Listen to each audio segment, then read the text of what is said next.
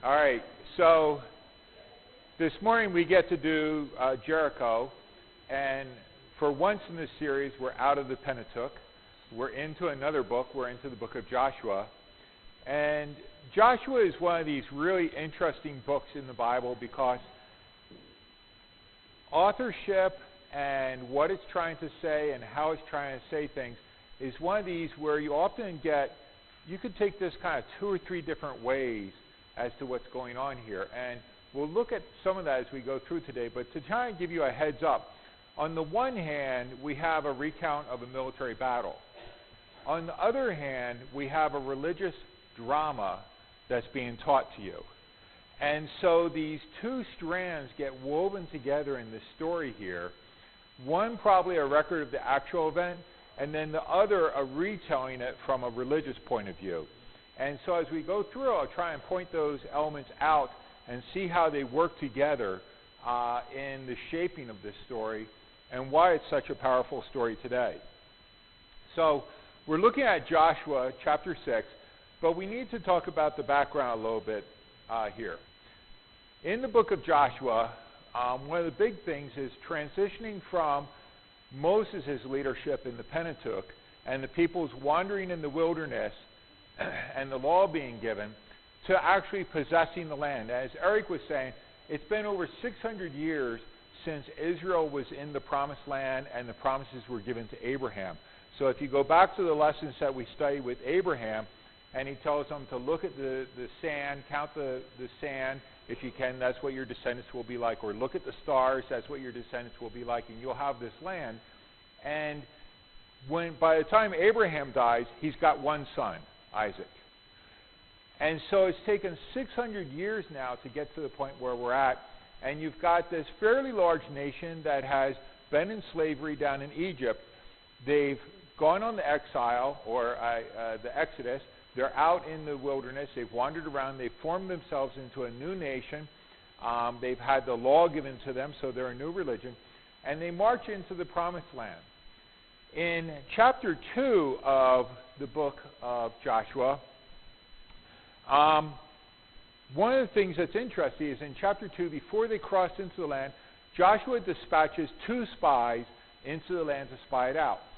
And this is one of these things where you kind of get interesting things. It says that they spied out the whole land, but the only recounting that you get is they spied out Jericho. So it's kind of like one of these things where you kind of get, okay, do we have 2 stories or an original story here that was told maybe 40, 50 years ago, and now when the editor comes along or the person who actually is going to write it down begins to write it, they go back and they kind of correct some of the details. So original story, they spied out the whole land, but when they actually write it down, it's we're going to really focus on Jericho type thing. So you start getting these things come in. As Eric was talking about, that they narrowly escaped capture by taking refuge in Rahab the hooker's house, and they stay there with her, and they escape through the window. And then the tying the red strand on the window there is one of these that gets taken up to show that it is an act of salvation. This is something to show her faith or her trust in the Israelites. This is how her house will be spared. But it was also probably part of the military strategy at that time, that by tying that red rope or cord around her window, because she lives in the walls of the city, this was part of the military strategy, that now we know an entry point into the city, or we know that there are houses built in the wall here, so this is a weak point. So you kind of get these 2 strands coming through here. Then in chapter 4, you have the nation crossing over the Jordan River, and the way it's told is that it really reflects the nation of Israel crossing the Red Sea. There's a lot of parallels between Moses leading the people across the Red Sea and then Israel crossing from Jordan over into Israel by crossing the Jordan River. However, crossing the Jordan River, which is kind of like maybe 20, 30 feet wide, and crossing the Red Sea are kind of categorically different, but nonetheless, they're told the same way. And then in chapter 5, what's interesting is the Israelites do 2 things. A, they're circumcised, and B, they have Passover. And what's really interesting about this is Joshua tells us that this hadn't been practiced for 40 years in the wilderness. And you go, wait a second, you read the book of Deuteronomy and Exodus and Leviticus and Numbers, and it really seems like they were practicing this in the wilderness. So what's going on here with chapter 5? And I think in chapter 5, it's not that no one was circumcised, but we're going to make sure that the entire camp is pure at this time. And then the big focus on Passover really lets us know that this is a religious event, that as they cross over into the land, that the Passover, the deliverance that Passover celebrates coming out of Egypt, is now becoming the focal point as we go into the Promised Land. They really focus on this whole element there. So they're kind of the setup for this story here in chapter 5. In chapter 5b, the second half, we get this really amazing shift here. In verse 13 of chapter 5, it says, when Joshua was by Jericho, he lifted up his eyes and looked, and behold, a man was standing before him with his sword drawn in his hand. And Joshua went up to him and said, are you for us or for our adversaries? And you've had this big story about circumcision and then Passover, and then all of a sudden it's like, wait a second, where'd all the people go? It's just Joshua. And where'd this guy come from? It's this really interesting break in the story here.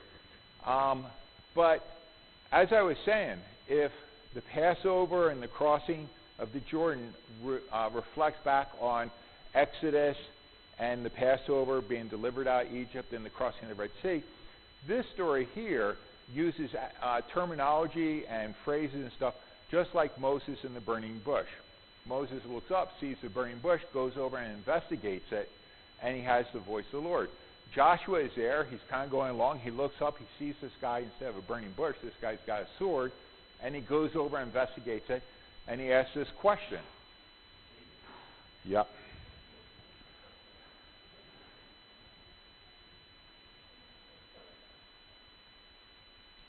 Hey, this is a lot better than some technology I use. So. Yeah. We've got this online program for allowing students and faculty to interact at Fuller. And it's incredible that right towards the very end of the term, the grade book feature of this software has decided to kind of get creative. One student wrote me in panic, I had an 89% going into the final. Now I've got a 74. What's going on? You know, like, oh, yes, this is God's will for your life. The Spirit moves in mysterious ways. And the remarkable thing is, I talked to the IT department, and they're like, we don't know. Yeah. So, back to Joshua. So he sees this person. He goes over to him. When he asks him, the response he gets is, no, but I am a commander of the army of the Lord, and I have come. And what's interesting here is this, now I have come. What? Okay, it's the same in the Hebrew. The sentence is not finished. It's not complete. It's like when I grade students' papers, and they write this great sentence, but there's no verb in it. You know, and you just circle it and you say, what's the action of this sentence? What took place in it? You know, and they write back, wow, I never saw that before. And it says, now I have come to deliver, to lead, to give instructions, to what? And you're not there. What's interesting, though, is the response here. And Joshua fell on his face to the earth and worshipped and said to him, what does my Lord say to his servant? In other words, the sentence is cut off in mid-sentence here because we see Joshua's immediate obedience. And this is one of the big things that comes through in chapters 1 through 6. In fact, at the very end of this chapter, we'll see how all Israel will proclaim this, is this transference of leadership from Moses to Joshua. And Joshua is really portrayed as the person who follows, leads, and is obedient to the Lord. And so that's one of the key things about this passage here. The second thing that comes through, I was talking about how we get sort of the military side, but also the religious side, In the ancient Near East, when they tell stories of military battles and conquests, even down to the Roman eras, you have Emperor Constantine, the emperor who converts the Roman Empire to Christianity. Remember, he's going into battle against his other contenders for the throne to be Caesar. And what does he do? He sees a vision of the cross, and then he has all of his soldiers painted on their shields, saying that in this sign we will conquer. And it's an indication that in the ancient Near East, and even through the Roman era period, and even down to the modern period, that oftentimes there's some sort of divine leading that takes place before a military battle takes place. And we see this coming across here, and in this particular instance, this one is really focused on. So now then, this brings us into chapter 6. And they approached the city of Jericho. Now, a little bit of background. I wasn't sure what Eric was going to preach on. And I really like, he kind of skipped right around one of the tougher parts of the passage here, which I'll cut. Yeah. And you'd probably know which one I'm talking about. Yeah. One of the things about Jericho here, and I got to show you, right at the top of the Dead Sea there, you can see Jericho there. One of the key things about Jericho is that if you were an ancient army invading Palestine at that time, Jericho had to be taken. It's right across the Dead Sea there, and what I've got up here, the red lines are ancient highways. So these are highways that predate 500 BC. And it shows you that if you're going to go into Palestine above the Dead Sea, all roads lead to and through Jericho. So it's not like they could go around Jericho and think they're going to have a successful conquest of the land. They have to take Jericho first. So that's one point about it. The second thing is I wanted to do a little bit of archaeology here and explain warfare in the ancient Middle East. This is a picture off a temple by Pharaoh Ramses in Egypt. It's from about 1300 BC. So it's around the time of the conquest of Jericho. But there's a couple of things here. First, at the very bottom, you see this hump. They would have built their cities on a hill. If there wasn't a hill there, they would have built one themselves. And this is also often called the revetment wall or the revetment balustrade. And they would want to build this so it would have stones. It would be plastered over so it's kind of slippery. But they would want to make sure that that revetment goes all the way down to bedrock, because a very common form of warfare during that time was tunneling, to tunnel under the walls. And if you didn't build down to bedrock, the enemy could dig through the dirt and get under your walls. So you would build this mound, or be built on a mound called the revetment. Then you would build the city walls above it.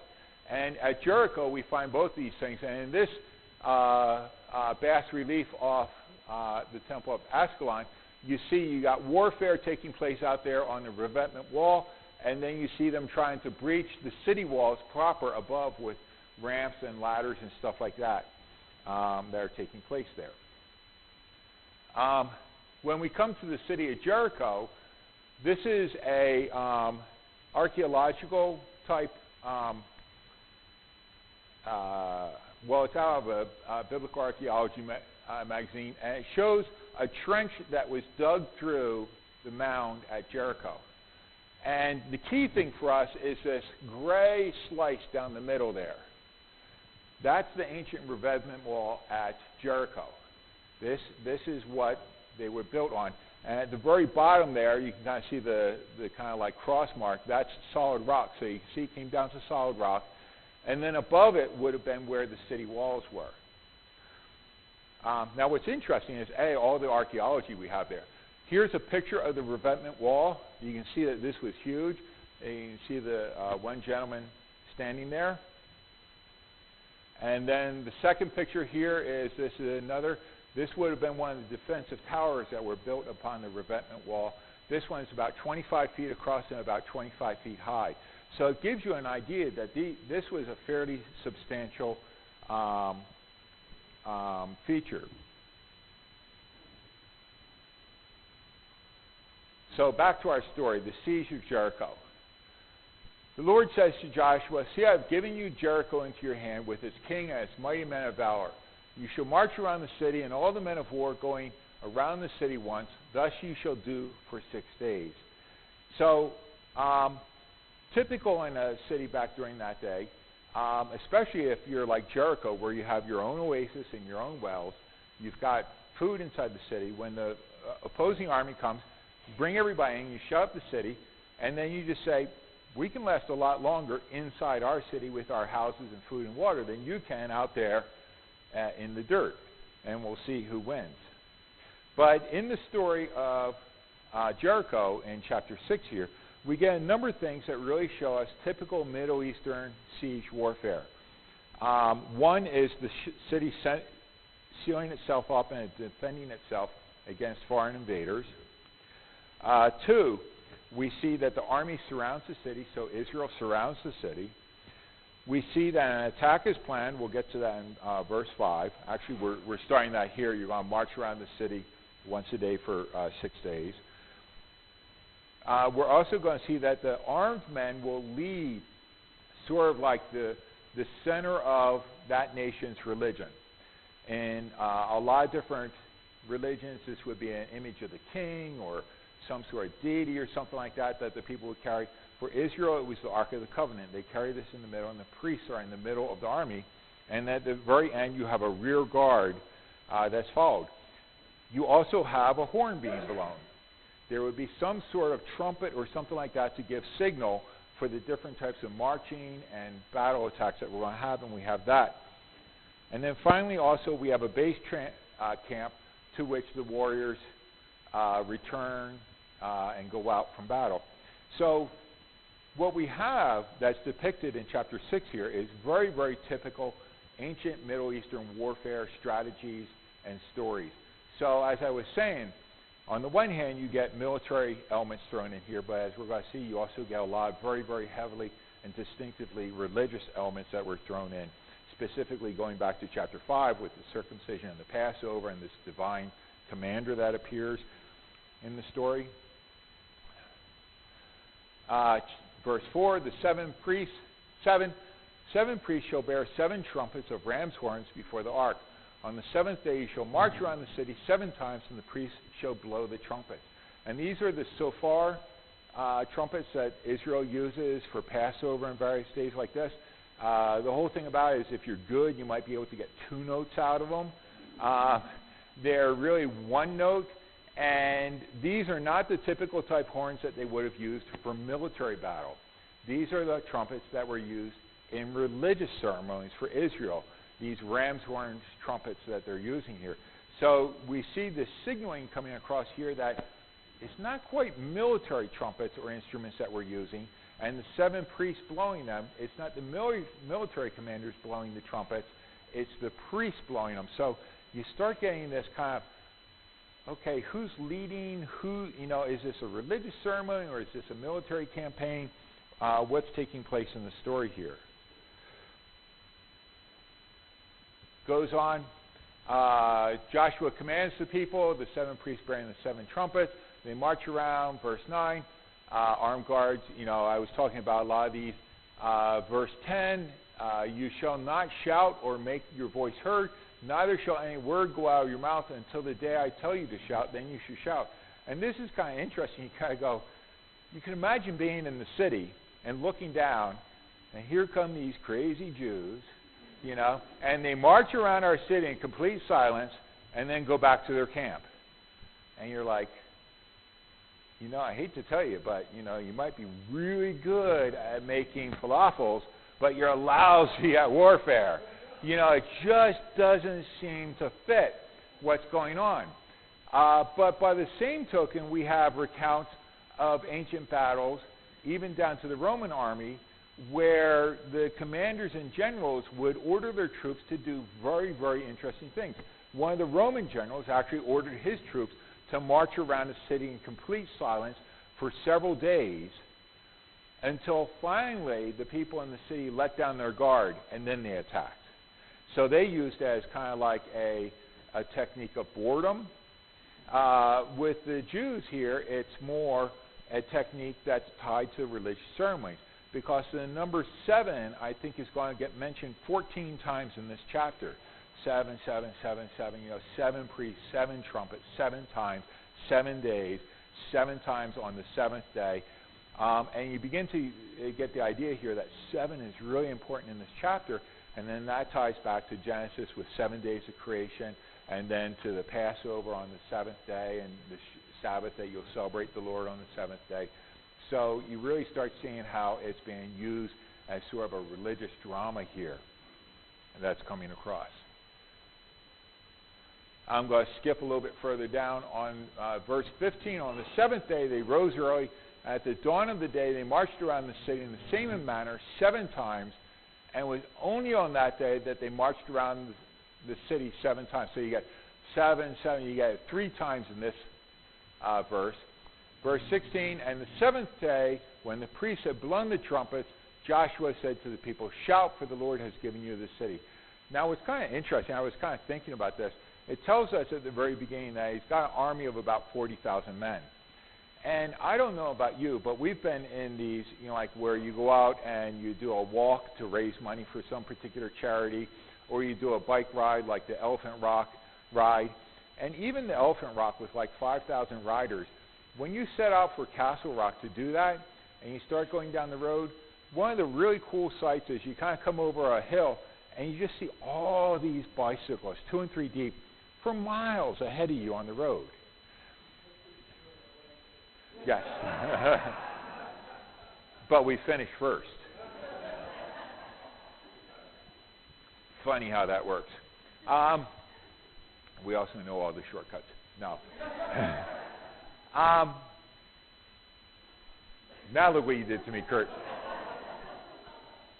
One of the things that probably happens here is marching around the city 7 times is that Israel gets strung out, and so you've got basically sort of a ring around the city, 10, 15 warriors deep, completely around the city by the 7th time of marching around the city at this time. And so it really completes a complete ring around the city. So from a military point of view, marching around 7 times would have been really very, very strategic if you wanted to have your troops completely dispersed around the entire city so that you make sure nobody escapes. And then the city and all that within it shall be devoted to the Lord. Now, this devoted to the Lord, this ban, in the Hebrew there, it's haram. This is what Eric skipped over in the whole thing here. Because as you read the story, you'll see that all of the inhabitants, men, women, children, are going to be slaughtered. Only Rahab and her family will be saved. And from an ancient point of view, this was common practice. In the ancient world, it was really common practice. But from our point of view today, it's an act of complete genocide. The entire city is going to be wiped out.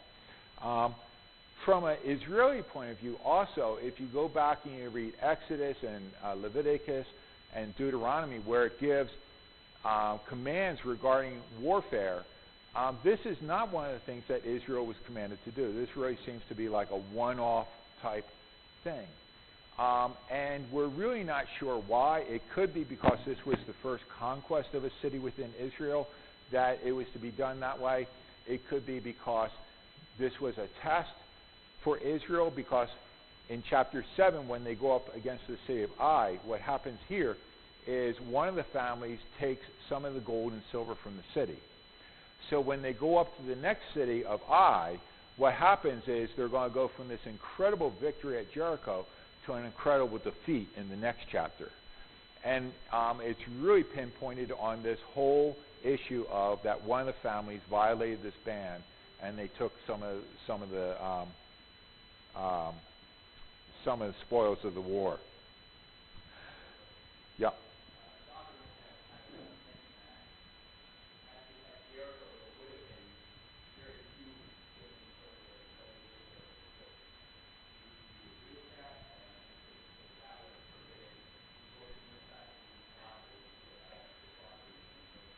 Yeah, this gets into kind of the issue of dating of Jericho and what the archaeology shows.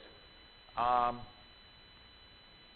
the issue contends that there was actually a fairly large and major city at Jericho. Well, one of the other things about Jericho that's interesting is it's the oldest archaeological city that we found. It goes back to the 9th millennium BC. This is the oldest record of a city. There's older records of human habitation, the caves in France and various things like this. But this is the oldest city that we have. But it really looked like that there was a major city there. And then there was some sort of catastrophe that befell the city. And then it looks like it was rebuilt as sort of like this local warlord's fortress. And if that's the case, it would fit then with Rick Hess at Denver Seminary's, his view. And the question then becomes one of the dating of the archaeological remains in relationship to the story of Joshua.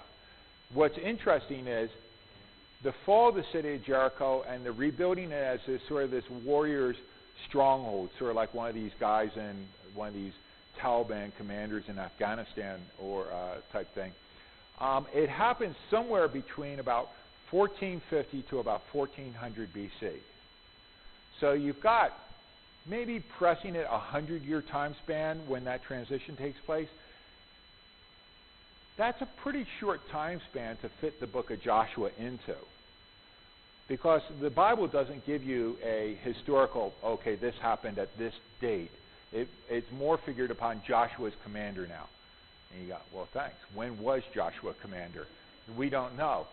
And so if you press it that it falls earlier to it was the actual city, then it really makes the story here miraculous and really fit a lot better. If you put it to the military commander's fortress, then what actually takes place there is a lot smaller. You've got maybe a garrison with 400 to 600 men within it, and it would have been a military outpost type thing.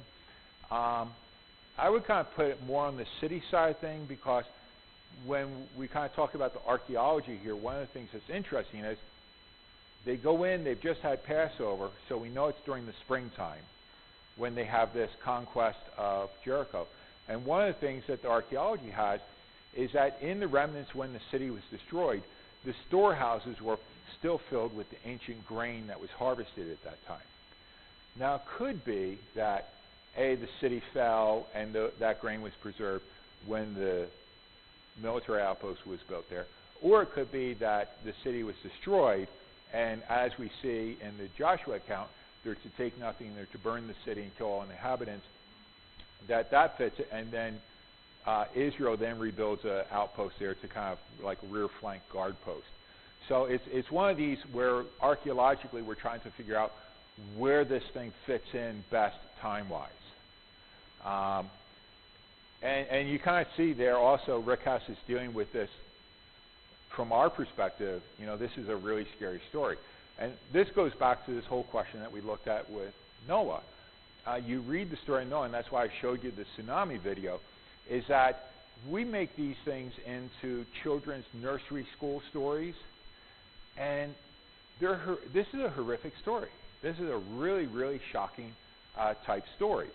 And so we really need to have those types of perspectives as we go into these things. And it's kind of like a lot of the biblical stories is like, you don't want to read that one to your kids. For example, Rahab. Why does Rahab switch from being loyal to Jericho to the Jews? Well, she's a prostitute. Now, prostitutes don't get into the business because they're kind of like, hey, I really like doing this, and how can I make money off it, you know, type thing. They're probably trafficked. And so when the spies come along, A, that's a place where, you know, single guys could go hide. And then B, when she starts hearing the stories from them, this is her chance of getting out of what she's been in. In other words, this is her chance to jump ship. And so on the one hand, it's religious, but on the other hand, there's a strong personal motivation here that I'm going to go over with the Jews because I get a fresh start now. I don't have to keep doing what I'm being forced into doing. But you look at these stories and you kind of go, oh, and here you brought your kids to the story. Great. Yeah. You're not going to see them at Sunday school anymore, Eric. But to really, I think, allow the text speak. Because when we do that, it provokes our thoughts and allows us to really see what the text is talking about here. So, thanks. Let me see. So the people shout, the sound of the trumpet, the great walls fall down. And this goes back to what you were talking about. One of the things that when they're doing these archaeological digs and they're looking at it, the text says that their walls fell flat and the people ran straight in. And we always read that as all of the walls fell flat and everybody could run straight in. But it doesn't have to be that way. Archaeologically, what it looks like here in the picture here, you got the revetment wall here, and then you've got the inner walls, and then in between the two walls you have houses being built, and archaeologically they've got that. That in between the walls is probably where Rahab lived. And when the walls fell, probably what happens from archaeology we can see is that portions crack and crumble. And if you've got mud, plaster, brick type walls, when they collapse, remember this is built on a hill, it allows an access point for the troops to run in. Now they've got something to actually climb up and clamber over. But it also explains in the story why Joshua has to send the men to find Rahab. In other words, the city didn't kind of completely fall flat and then Rahab and her family are over there standing in one corner going, woo-hoo, type thing. Buildings are still standing. As the troops are running through the city, he actually has to send these guys ahead to make sure that and find her house and make sure that the city is straight. The other thing, the reason why I put this up, is that the archaeologists contend that the walls were breached because of an earthquake. Now, Jericho, you need to realize, is on the Rift Valley Fault. So you probably read about Rift Valley in Africa, where they found the bones of Lucy and stuff like this. But it's an earthquake fissure that goes all the way from the middle of Africa up into modern-day Syria. The Dead Sea, the whole Jordan River Valley, the Sea of Galilee, all the way up into Syria is part of the Rift Valley Fault. It's one of the most one of the most geologically active areas of the world. So one of the things that comes across in this whole story that a lot of people have put forward is that the story of Joshua conquering Jericho occurs at the same time that an earthquake takes place here. So when they give this great shout, that could have been when on, if you're just a straight geologist, you say, the earthquake occurs at that time. But from a believer's point of view, we would say, then God brings the earthquake at that point of view, and this is how these walls are breached. In either case, what we kind of know is that the walls fell down at certain points here. The other thing that we know is that the city was burned and it wasn't looted because all of this grain and various material and stuff like that was found in the debris underneath this fallen material. Then we've got this going to Rahab, find her house. They go and they find her. Eric brought out how it's really interesting how she actually then becomes the great-great-grandmother of David and is in the line of Jesus. In fact, in Matthew's Gospel, when he lists out the genealogy of Jesus, he only mentions 4 women before Mary. Rahab is one of them. So you kind of go, wow, there's, interesting twist. Because oftentimes in our churches what we do is we kind of look at people of questionable moral character. It's like, I came in today and I said hi to the homeless guy sitting out there in the lobby, but, I was late for church, so it was just kind of, literally I just said hi and then walked in here. But we always kind of look at people like this and think, they're not the people we want in our church. But when you read the biblical stories, what's really interesting is how it's people like this that oftentimes become the heroes of the story. And then 24. They burned the city with fire, everything in it. The burning of the city with fire was a typical warfare strategy during that day. Because if you go in, you conquer the city, you've killed a lot of people, animals have died, and then you've got this ruin sitting there. This is a major health hazard. Insects, buzzards, all sorts of animals are going to gather in that location. So we know that Israel, Egypt, all the different nations did this at the same time back then. You would have burned the city to kind of, just kind of cleanse the area there. Only the silver and gold and the vessels of bronze and iron they put into the treasury of the house of the Lord. And I was saying that this Joshua is one of these stories where you've got the record of the campaign, but then you've got these religious dimensions that are brought into it that seem to come in later. This is one of them. They take the silver and gold vessels. Okay, probably we're told to save that for the Lord. But then where do they put it? They put it in the house of the Lord. Is there a house of the Lord yet? No. You've got an ark and a tent that's rolled up that's being carried around. And so, at the very least, this would have been something that occurred at the end of the book of Joshua when the tent is set up at Shiloh in the book of Judges, so maybe 40 years later. Some would push it as far as when David builds, or David starts laying the foundations, and Solomon will build the temple in Jerusalem. But that's going to push it up to around 800 AD, about 600 years later. I don't think it goes that far. I think you can use Shiloh as an example. But this is one of these things where this later dimension comes into the earlier record of the story here.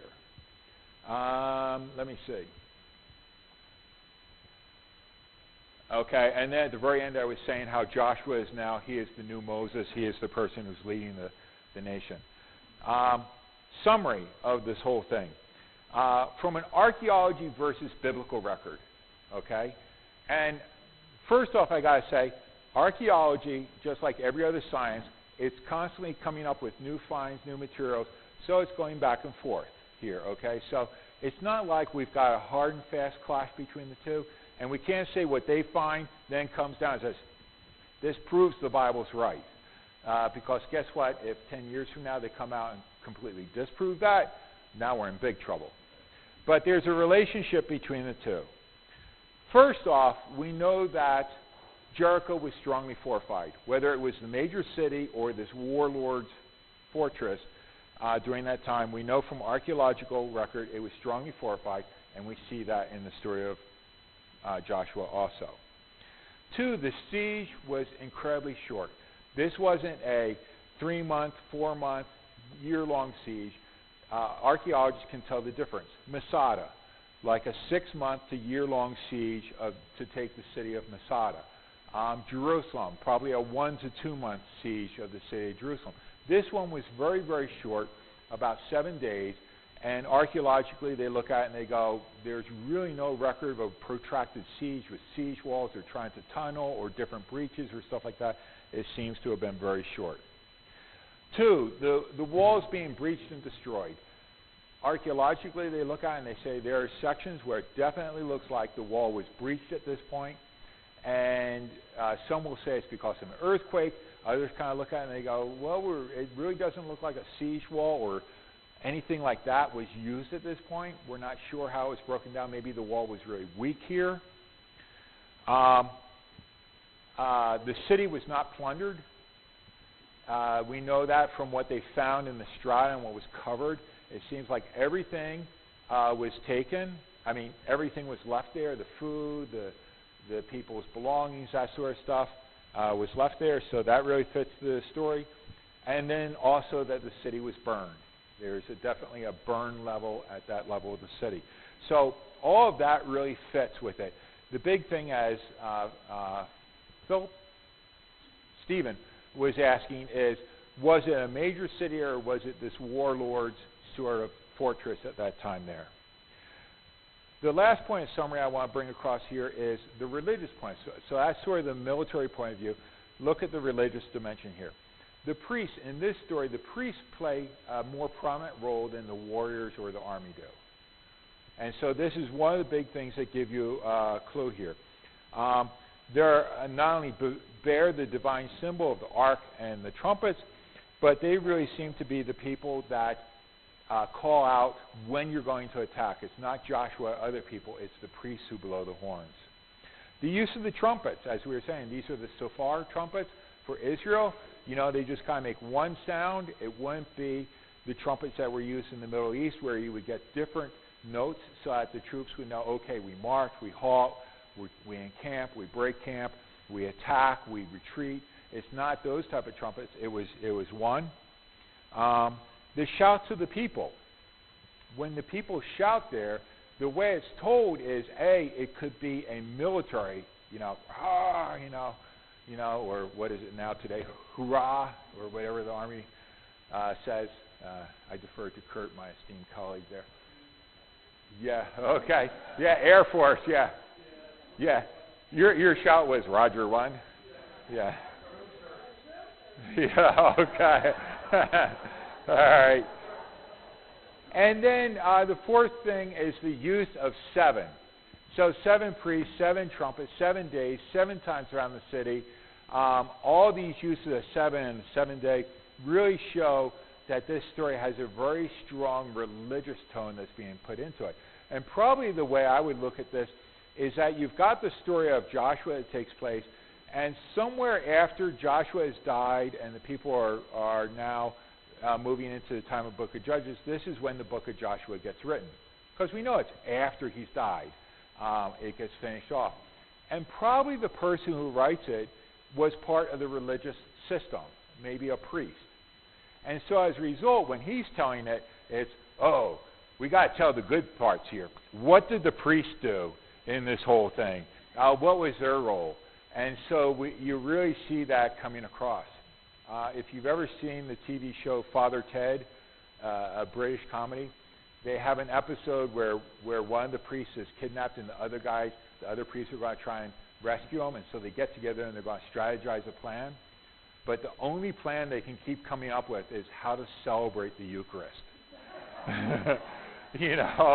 Where are we going to set up the table and how are the people going to face and stuff like this? And they're like, well, we need something that's a little bit more police-oriented. But all we know is the Eucharist and the liturgy. What are we going to do?